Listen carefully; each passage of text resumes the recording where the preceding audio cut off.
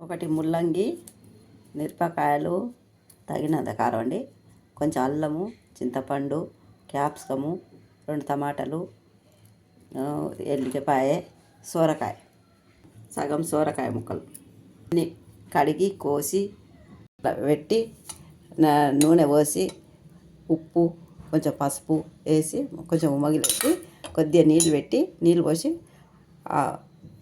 Whistle పెట్టినండి. ఎందుకంటే కొంచెం మనం విజిల్ పెట్టినప్పుడు మాడిపోకుండా ఉండేటందుకు ఇక మెత్తగా ఉడికినాయి.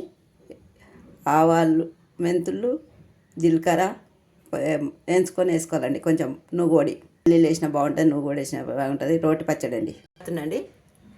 పోపు చేసుకోవాలి, మిక్సీ పట్టి పోపు చేయాలి. రోటి పచ్చడికి కావాల్సిన పదార్థాలండి: పెసలు నానబెట్టి బియ్యం వేసినా సరిపోతుంది, కొంచెం గోధుమ రవ్వ వేసినా బాగుంటుందండి.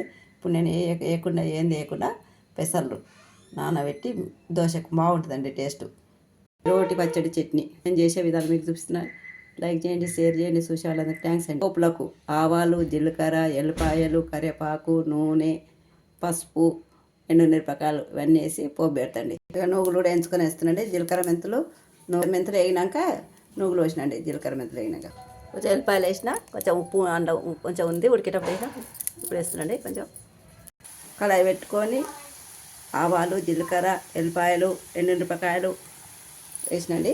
స్టవ్ ఆన్ చేసిన, అయింది, పోపు అయింది. ఇంకో పప్పు, మినపప్పు, శనగపప్పు వేసిన, కరివేపాకు, పసుపు వేసి కలగలుపుతుందండి. పోపు కడాయి వేసి కలగలుపుతుందండి. బాగుంది. వెజిటేబుల్ రోటి పచ్చడి రెడీ అండి. నేను చేసే విధానం మీకు చూసిన ట్రై చేయండి, లైక్ చేయండి, షేర్ చేయండి. చూసే వాళ్ళందరికీ థ్యాంక్స్.